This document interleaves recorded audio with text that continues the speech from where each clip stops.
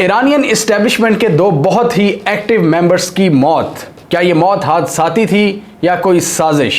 आज की इस वीडियो में हम देखेंगे कि ईरानियन प्रेसिडेंट रईसी का हेलीकॉप्टर क्रैश जो हुआ है उसके पीछे क्या अवामिल हो सकते हैं, ईरान को इससे कितना ज़्यादा नुकसान होगा, ईरान फ्यूचर में क्या चैलेंजेस फेस करने जा रहा है, ईरान ने जो इजराइल और अमेरिका को पिछले दिनों चैलेंज किया था क्या ये उसका कोई रिजल्ट है, यहाँ पर ईरान की कौन कौन सी नाकामियां एक्सपोज हुई हैं और डिफरेंट पॉसिबिलिटीज इस हादसे को लेकर। आज की इस वीडियो में हम इस हादसे को लेकर सारी पॉसिबिलिटीज को डिस्कस करेंगे जिसने ईरानियन प्रेसिडेंट को ही मार डाला है। तो जैसे कि हम सबको पता है कि ईरान के प्रेसिडेंट आज़रबाईजान के बॉर्डर पर गए थे और वहाँ पर ये आज़रबाईजान के प्रेसिडेंट से मिले थे और वहाँ पर इन्होंने मुश्तरका एक डैम का इफ्तिताह किया था।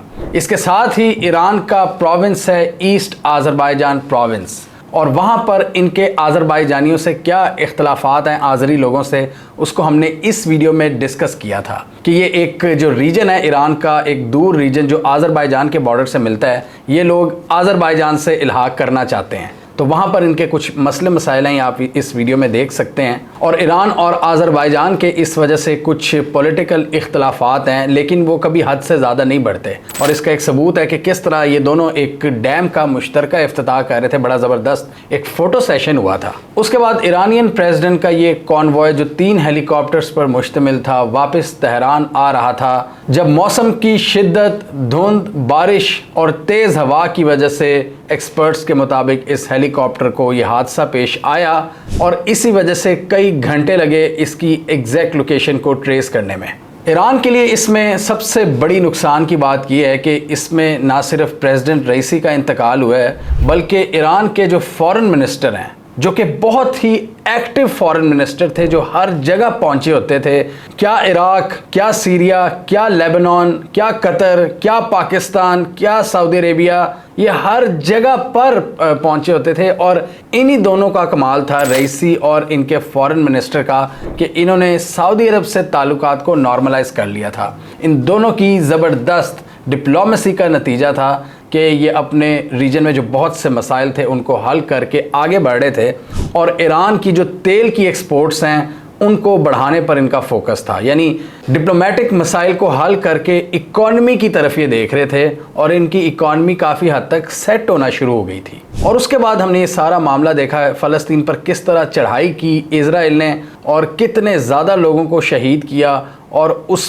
पूरे मामले के दौरान इनकी डिप्लोमेसी बहुत ज़्यादा एक्टिव रही और ये अपनी डिफरेंट जो ग्रुप्स हैं, इस्लामिक रेजिस्टेंस ग्रुप्स, चाहे वो सीरिया या इराक में हो, लेबनान में वो हिजबुल्लाह हो, यमन में अंसारुल्लाह हुसीज़ हों या दूसरे रेजिस्टेंस ग्रुप्स, ईरान इनकी हिमायत करता रहा। और पिछले दिनों ईरान की इजराइल से भी एक झड़प हुई थी जिसमें हमने देखा था कि इजराइल ने पहले तो इनकी पूरी एम्बेसी को फ्लैट कर दिया था दमिश्क में, सीरिया के कैपिटल में, और उसके बाद ईरान ने तकरीबन 300 मिसाइल दागे थे। अब सोशल मीडिया पे बहुत से लोगों का ये भी कहना था कि इजराइल की तरफ से ये बदला लिया गया है कि पिछले 30 सालों में किसी की जो जुर्रत नहीं हुई थी कि इजराइल पर हमला करे, ईरानियन प्रेसिडेंट ने ये जुर्रत क्यों की और उनको उसकी सज़ा मिली है। अब ये हम आगे जाकर देखेंगे कि ये कोई हादसा था या कोई टेक्निकल फॉल्ट था, तकनीकी ख़राबी जिसे कहा जाता है। इनके सदर और फॉरेन मिनिस्टर के अलावा तकरीबन 9 लोग जाम बहक हुए। इसमें इनके एक प्रोविंशियल गवर्नर भी थे,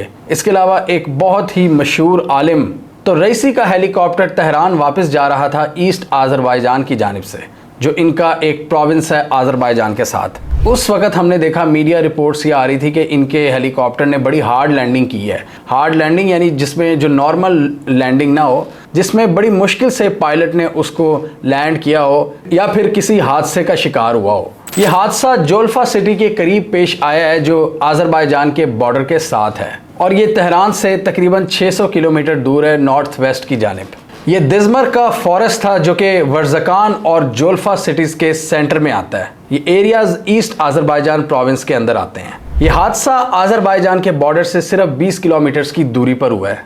ये एक स्टीप वैली थी ग्रीन माउंटेन रेंज पर मुश्तमिल और मौसम की ख़राबी की वजह से मोस्ट प्रॉबेबली ये हादसा पेश आया है। और वहाँ के जो मकामी आज़री स्पीकिंग सोल्जर्स थे उन्होंने इसका मलबा तलाश किया है। एविएशन एक्सपर्ट्स के मुताबिक हेलीकॉप्टर का जो पायलट था उसने कोई कम्युनिकेशन नहीं की क्रैश होने से पहले, जिससे ये चीज़ जाहिर करती है कि एक बहुत बड़ा हादसा हुआ था और एक ऐसी क्रैश लैंडिंग थी जिसमें पायलट को कोई मौका नहीं मिला कंट्रोल रूम से रब्ता करने का। और उनके मुताबिक ये एक सीरियस कंट्रोलेबिलिटी का इशू था, यानी जिसमें पायलट से कंट्रोल नहीं हो पा रहा था, और जब कंट्रोल ना हो रहा हो तो तब पायलट के पास टाइम नहीं होता कि वो कंट्रोल रूम से कोई राब्ता कायम कर सके। उसका फोकस सिर्फ ये होता है कि मैंने किस तरह तैयारे या हेलीकॉप्टर को बचाना है, बचाने पर सारा फोकस होता है। और सीरियस कंट्रोलेबिलिटी इशू में ये भी चीज़ आ जाती है, कोई फॉरेन ऑब्जेक्ट इससे टकराया हो, यानी बिल्कुल ही संभलने का मौका ना मिला हो, जैसे कोई मिसाइल या ड्रोन वगैरह। और इसके अलावा एक्सपर्ट्स का ये भी कहना है कि कोई सीरियस टेक्निकल इशू आया था जिसकी वजह से उसके पास टाइम ही नहीं था कि वो राब्ता कायम कर सकता और मेडे की कॉल दे सकता। अब यहाँ पर एक और फैक्टर भी बहुत इंपॉर्टेंट है डिस्कस करने वाला। इन हेलीकॉप्टर्स का डिज़ाइन, ये बहुत ही पुराने डिज़ाइन के हेलीकॉप्टर थे। ये बेसिकली अमेरिकन मेड हेलीकॉप्टर्स थे और ये तब के हेलीकॉप्टर्स हैं जब इनकी अमेरिका से दोस्ती हुआ करती थी, रेवोल्यूशन से पहले, इमाम खमीनी के इनकलाब से पहले, जब इनके शाह से जो ताल्लुकात थे वेस्टर्न वर्ल्ड से, तब जो इनको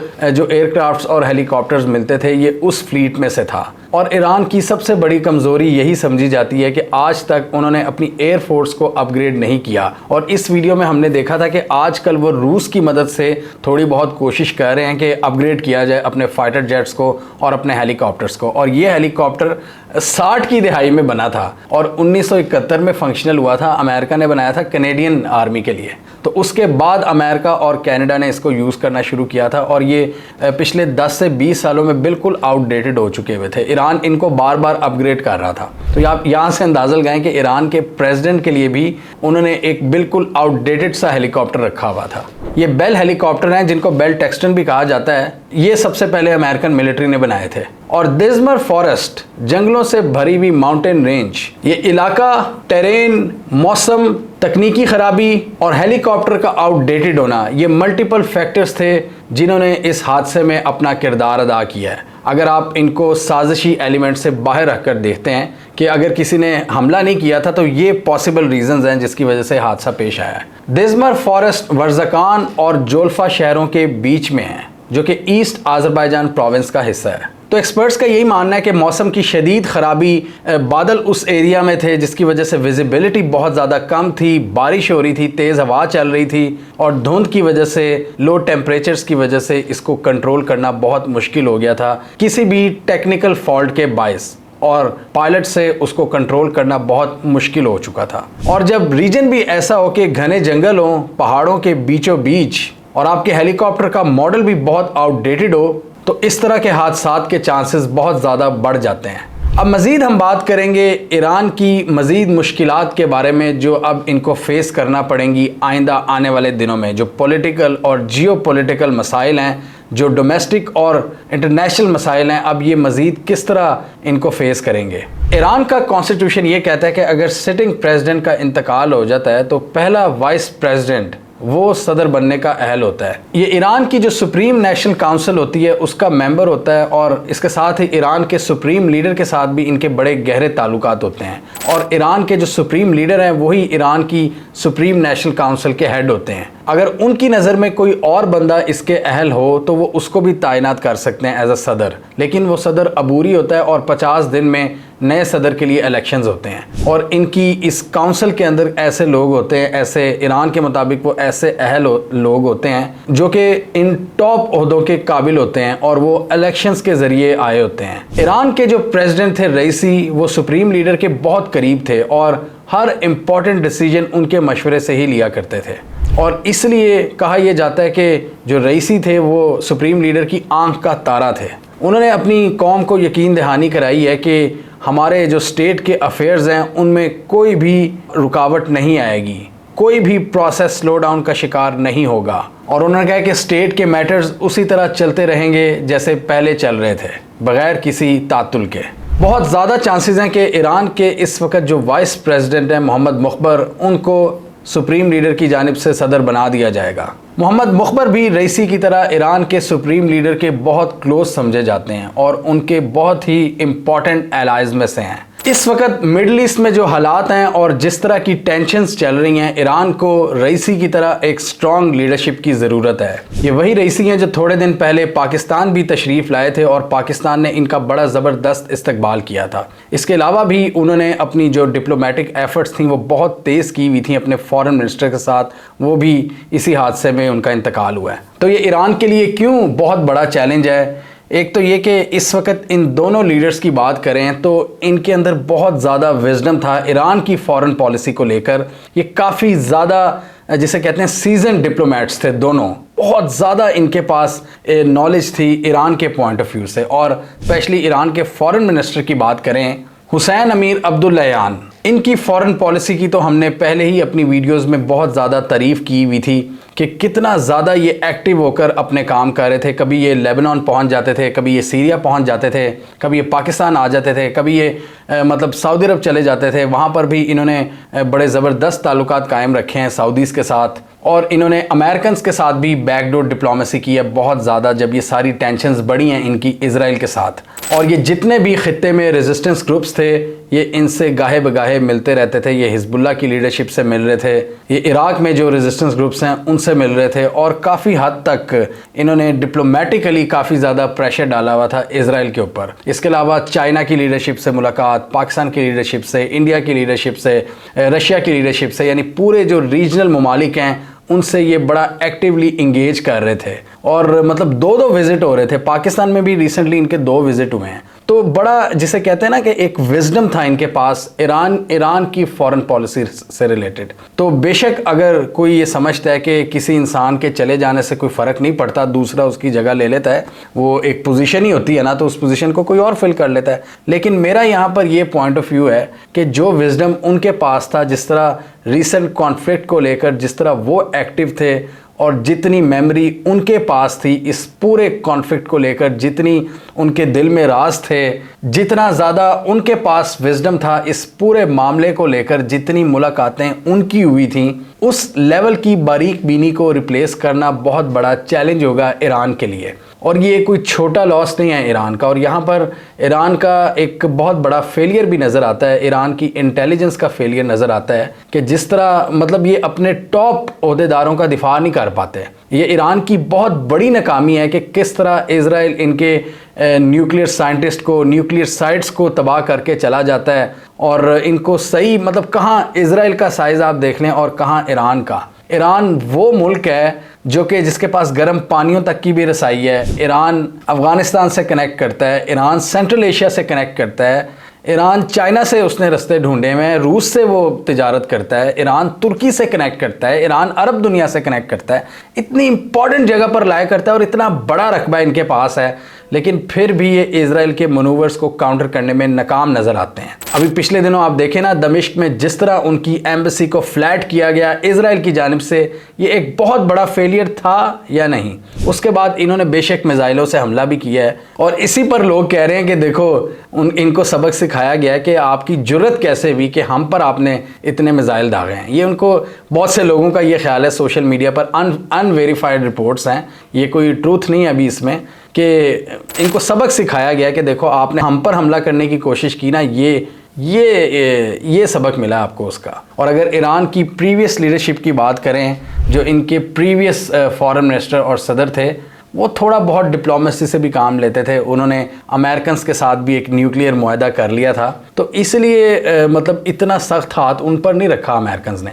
लेकिन ये जो लीडरशिप थी ना, इसने सही तंग करके रखा हुआ था। मतलब एक तो इनकी वॉर ऑफ अट्रिशन, जिसके ज़रिए ये दुश्मन को छोटे छोटे नुकसानात पहुंचाते रहते थे। आप कह लें प्रॉक्सीज़ के ज़रिए या अपने जो दूसरे रेजिस्टेंस ग्रुप्स हैं उनके ज़रिए, ये एक्सिस ऑफ रेजिस्टेंस जिसे कहा जाता है, ईरान उसके ज़रिए भी इनको नुकसान पहुंचा रहा था। और डिप्लोमेटिकली भी ये जो 2 डिप्लोमेट्स हैं इनको बहुत ज़्यादा नुकसान पहुंचा रहे थे, पूरी दुनिया में लॉबिंग कर रहे थे अमेरिका और इजराइल के अगेंस्ट। तो जहाँ पर ये इतनी ज़बरदस्त डिप्लोमेसी कर रहे थे और पूरा एक जाल बिछा रहे थे इजराइल के अगेंस्ट, इनकी इंटेलिजेंस कहीं ना कहीं फेल होती भी नज़र आती है। चाहे इनके न्यूक्लियर असासों की हिफाजत का सवाल हो, या फिर इनके टॉप ऑफिशियल्स, या फिर इनके टॉप जनरल्स, या फिर इनकी एम्बेसीज़। इजराइल इनकी एम्बेसीज उड़ा देता है, इनके जर्नैलों को मार देता है। अमेरिका ने ट्रंप के दौर में इनके जर्नैल को मारा, इसके अलावा अभी जो एम्बेसी पर हमला हुआ था वहाँ पर इनके 2 टॉप जनरल्स मारे गए, एक ब्रिगेडियर मारा गया, और अब इनका सदर और इनका फॉरेन मिनिस्टर वही हादसे में फारिग हो गए हैं। तो ये एक बहुत बड़ा फेलियर है ईरान के लिए कि ईरान को सोचना होगा कि वो मतलब जितनी भी कोशिशें कर रहा है वो खुद उनको फिर ज़ाया कर देता है। इतना बड़ा मुल्क होने के नाते ये ईरान को सूट नहीं करता कि कोई ईजिली आए और ईरान के टॉप ऑफिशियल्स को फड़का के चला जाए। पीस ऑफ केक ईरान ने अपने आप को बना लिया है फेल्ड इंटेलिजेंस की वजह से। इनकी एक तो मिलिट्री इक्विपमेंट के हवाले से इन पर बातचीत होती है कि बड़ा पुराना इनका मिलिट्री इक्विपमेंट है, ठीक है रशिया इनकी मदद कर रहा है इसको अपग्रेड करने में, लेकिन इनकी इंटेलिजेंस भी फेल नज़र आ रही है। जहां पर हम वाक़यात सुनते हैं कि इजराइल की इंटेलिजेंस जिस तरह काम करती है और वो पूरे रीजन में फैली हुई है, तो वो मतलब इंटेलिजेंस वाइज तो फिर इजराइल का पलड़ा भारी है। और आज़रबाईजान की बात करें तो आज़रबाईजान हमने कई वीडियोस में आपको बताया हुआ है कि तेल प्रोवाइड करता है इजराइल को तेल प्रोवाइड करता है टर्की के रास्ते, और आज़रबाईजान के इजराइल से बड़े मिसाली ताल्लुकात हैं और इन ताल्लुकात को ख़त्म नहीं कर सकते। और कुछ लोग ये भी कह रहे हैं कि आज़रबाईजान में मोस्ट प्रॉबेबली इनकी कुछ इंटेलिजेंस की कुछ मौजूदगी थी जिसने पॉसिबली ये कार्रवाई की हो। मैं अगेन यही कहूँगा कि कोई वेरीफाइड रिपोर्ट नहीं है इस हवाले से, लेकिन सोशल मीडिया पर इस तरह की चहमगोइयाँ हो रही हैं कि आज़रबाईजान के इजराइल के साथ जिस तरह के ताल्लुकात हैं और ईरान के साथ जो कुछ पॉलिटिकल मसाइल हैं आज़री लोगों को लेकर, जो हमने इस वीडियो में एक्सप्लेन किया था, तो उसके तनाजुर में बहुत सी पॉसिबिलिटीज़ बनाई जा सकती हैं। दूसरा, अमेरिका की सपोर्ट इजराइल को इस रीजन में, और आज़रबाईजान के वेस्ट से ताल्लुकात काफ़ी बेहतर हैं।